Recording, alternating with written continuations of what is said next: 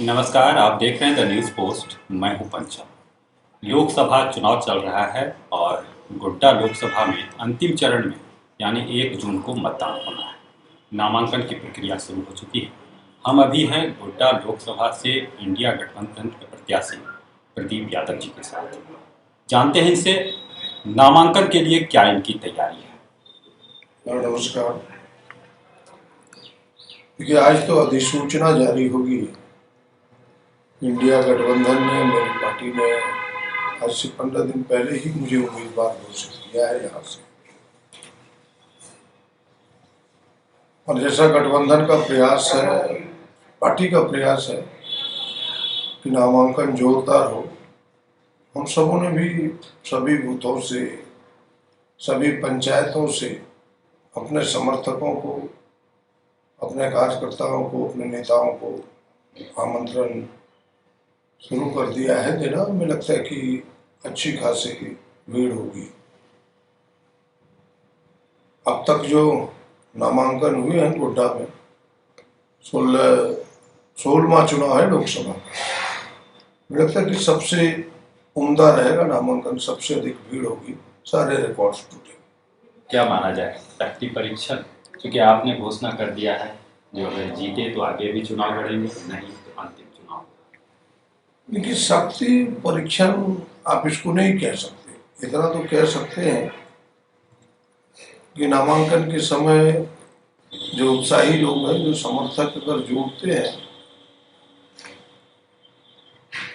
तो उम्मीदवार का और अन्य लोग जो आते हैं साथ में, उनका उत्साह तो बढ़ता ही है और विरोधी का हौसला पस्त होता ही है। विरोधी भी इसे चुनौती के रूप में लेते ही है। तो मेरा प्रयास होगा कि सारे समर्थक एक साथ जुटे और बस चुनाव की यह जो नामांकन हो, उससे एक दृश्य सामने आए कि भाई जनता अगर हमारे साथ है, गोड्डा के लोग, गोड्डा लोकसभा के लोग हमारे साथ हैं, तो जो थोड़े बहुत बिखरे हुए लोग हैं, जो अब तक ये डिसाइड नहीं कर पाए कि हम बाएं चलें कि दाएं चलें, वैसे अधिकांश लोगों ने मन बना लिया है।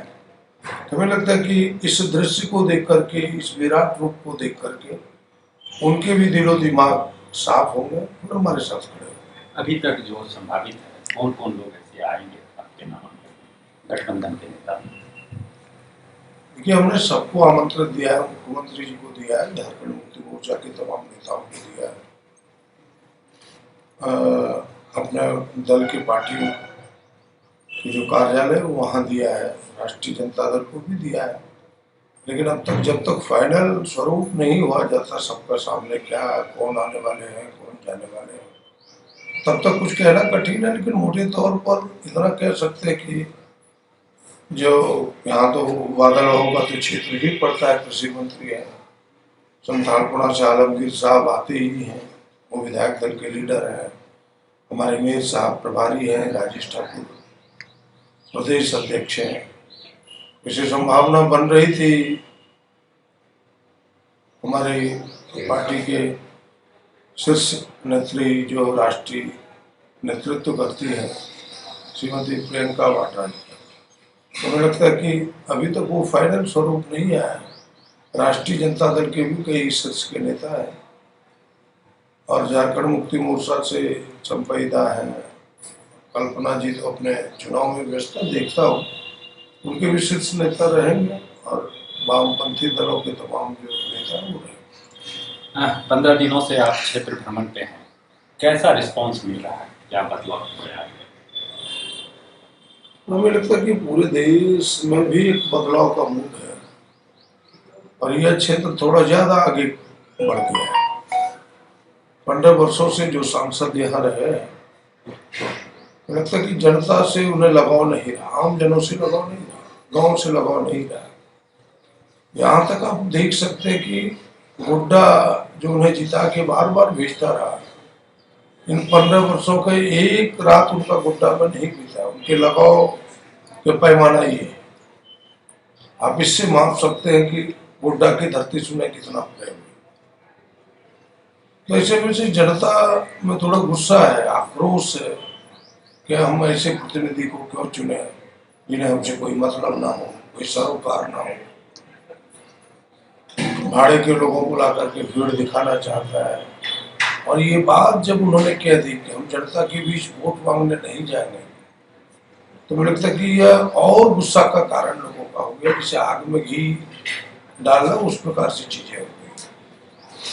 और आज पूरी तरह से जनता गुस्से में, यहाँ तक कि जनता नहीं कह सकते, उनके समर्थक और कार्यकर्ता भी गुस्से में है। कई समर्थकों ने तो यहाँ तक कह दिया कि जब मुझे तकलीफ हुआ, जब मुझे दुख की घड़ी आई, तो मेरे साथ खड़े नहीं रहे।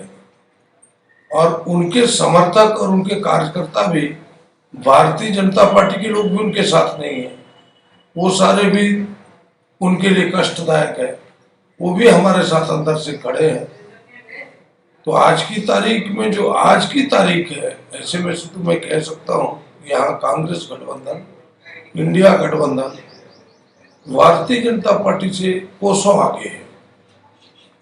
आप उसे यह नहीं कह सकते कि किलोमीटर में आगे, कोसों आगे है, और काफी आगे है। और सारे वर्गों का, चागड़ी हो, पिछड़ी हो, दलित हो, आदिवासी हो, अल्पसंख्यक हो, तमाम लोग इस बार पहली बार एकजुट है।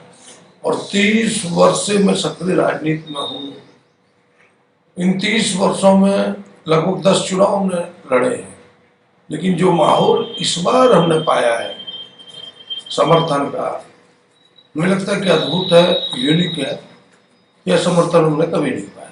लेकिन भाजपा प्रत्याशी का कहना है जो आपसे हमारा कोई मुकाबला ही नहीं है, हमारा अगर मुकाबला है तो ओवैसी की पार्टी से, आप कहीं मुकाबले में नहीं।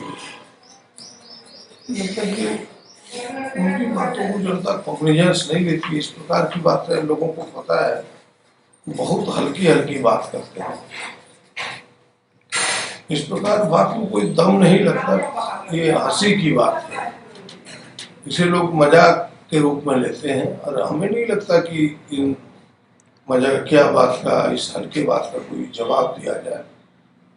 बेचारे के किसी का होश उड़ता हुआ नजर आए तो उनके चेहरे को देख के पता चलता है, उनकी मुस्कुराहट में कहीं ना कहीं गम छुपा हुआ रहता है। वही कहानी है उनके साथ, तो वो इस प्रकार की चीजें कहते रहते हैं। और उनकी लिखना, उनका बड़बोलापन, हमें लगता है कि ये भी उनकी नैया डुबोने का एक मूल कारण है। अंतिम सवाल रहेगा, अगर जनता ने आपको अपना प्रतिनिधि चुना तो पहला काम चुनाव जीतने के बाद जो आप जनता के लिए करेंगे, क्या काम होगा? देखिए, अगर मैं यहाँ से लोकसभा का प्रतिनिधित्व कर पाया तो मैं आपको दावा करता हूँ कि मेरा जो लक्ष्य है, खास करके झारखंड के हित में कई चीजें लंबित पड़ी है, चाहे आरक्षण के सवाल हो, शरणाधर्म के सवाल हो, झारखंड की हिस्सेदारी हो।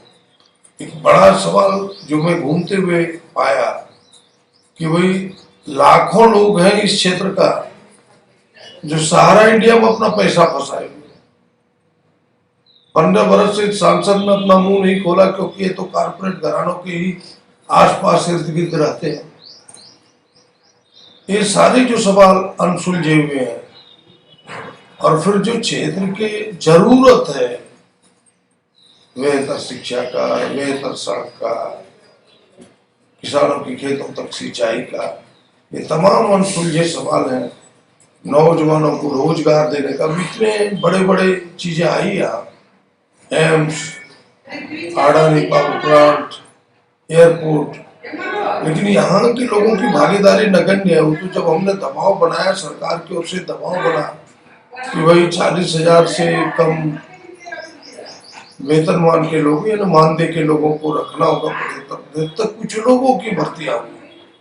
लेकिन मैं आपको दावे के साथ कह सकता हूँ कि अगर मुझे वक्त मिला तो इन सारे चीजों पर आपको, इस लोकसभा का स्थानीय लोग आपको दिखेंगे। तो ये मेरी प्रायोरिटी में है कि इन कामों को करें ताकि लोगों को रोजगार मिले, और फिर रोजगार के कैसे अवसर पैदा होंगे, उन सारे रास्तों को ढूंढने का प्रयास करें। तो ये थे गोड्डा लोकसभा से इंडिया गठबंधन के प्रत्याशी प्रदीप यादव, जिन्होंने बेबाकी से तमाम सवालों का जवाब दिया और अपनी प्राथमिकता को भी सामने रखा। अगर यह चुनाव जीतते हैं तो जनता के लिए क्या प्राथमिकता के आधार पर जो आज का सबसे गंभीर समस्या है, युवाओं को रोजगार, और उस मुद्दे को इन्होंने अपनी प्राथमिकता में शामिल की है। देखना दिलचस्प होगा आगे चुनाव परिणाम क्या होता है। द न्यूज़ पोस्ट के लिए दुमका से पंचम कुमार झा।